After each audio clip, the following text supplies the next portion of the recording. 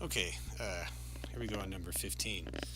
I take it you've read this, and we've got 1996 is a baseline. So in 1996, we have 34% of students have not been absent for school even once during the previous month.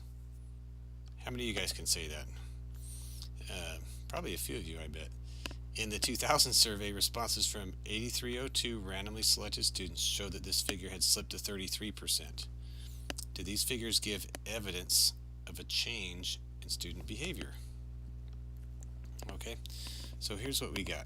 We want to write a hypothesis, check conditions, perform the test, and state our conclusion.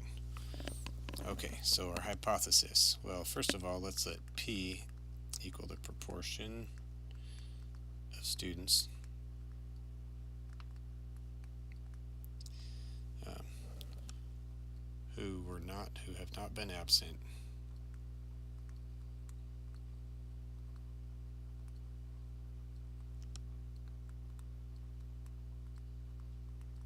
the past month.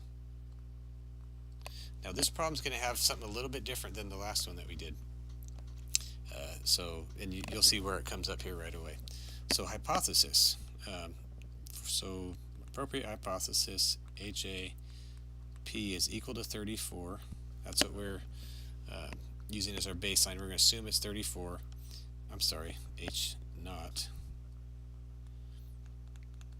HA, they wanted to know, do we have evidence of a change in attendance? It doesn't say, do we have evidence that it's less than 34%? If we did, if they said, do we have evidence that it's less than 34%, we would write that. But they're asking in this problem, is there evidence of a change?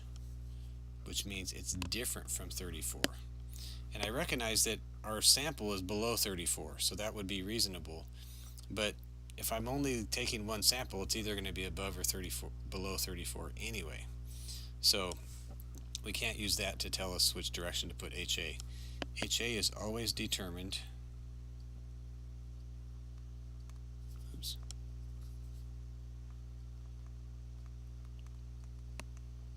by the question,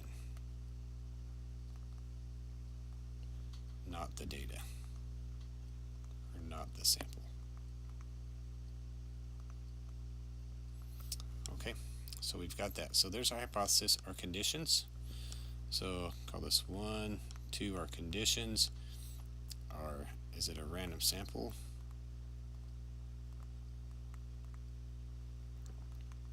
Is given.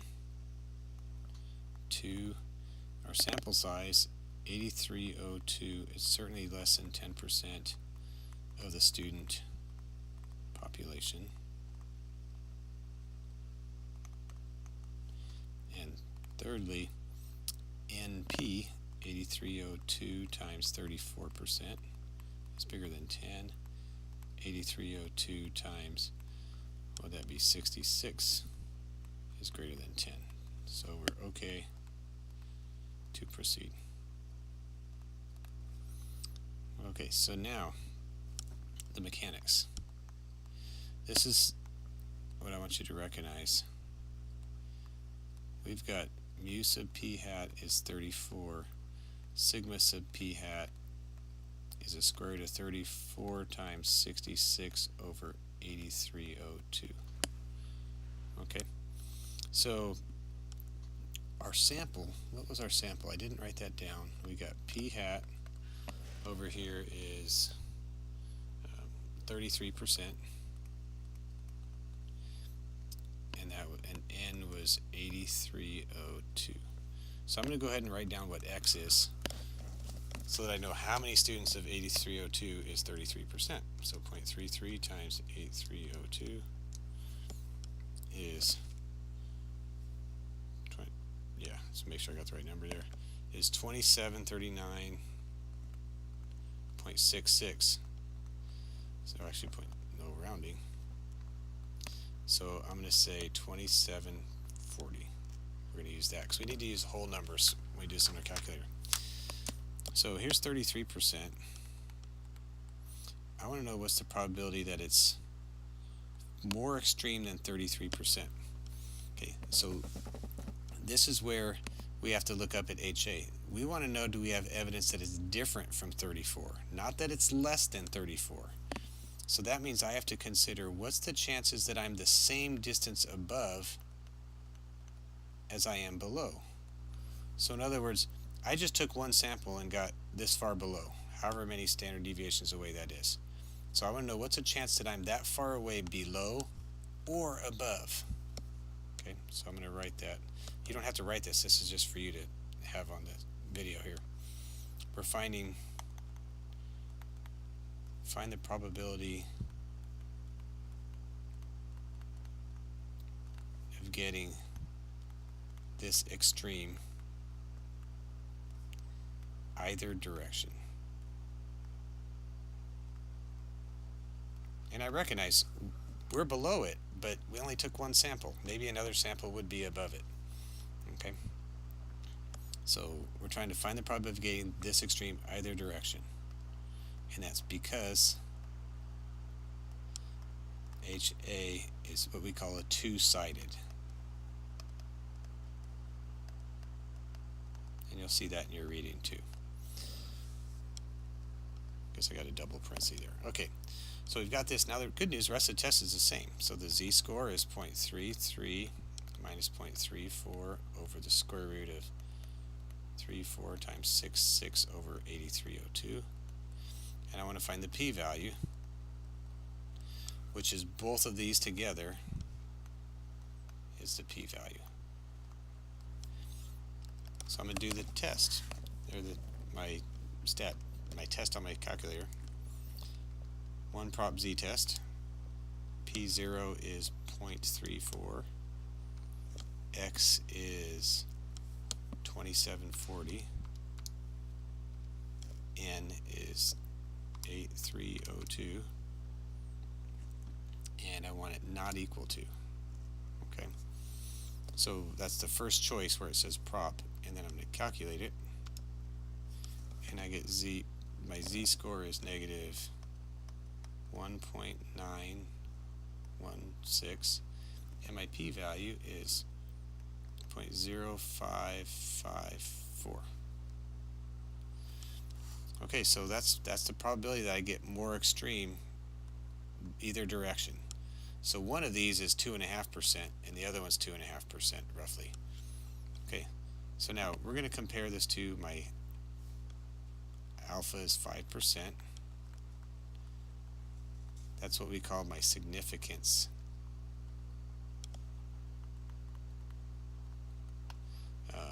Level.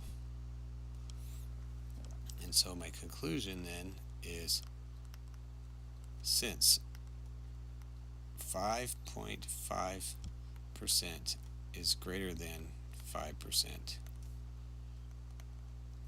we're going to say that's not strong enough evidence. 5% was my cutoff. I don't have evidence. Well, I'm going to say I don't have evidence. I don't have strong evidence by any means.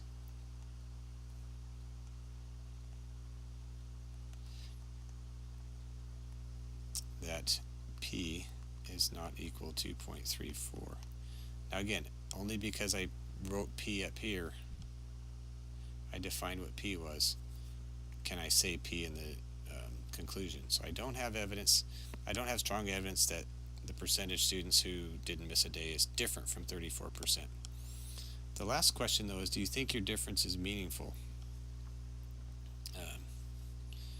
Well, the answer would be no, I don't, because I don't think it's evidence that it's different, but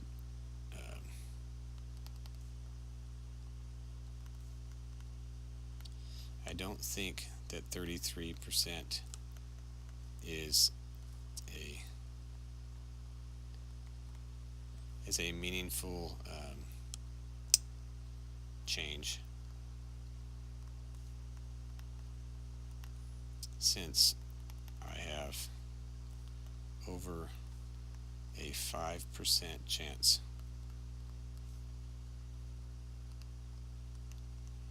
of being that far away away from 34%. Okay, does that make sense?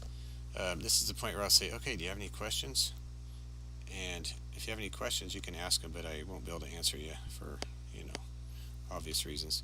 I can't make this any smaller for you to look at, but I think that just about gets almost all of it. Okay? All right, on to the next one.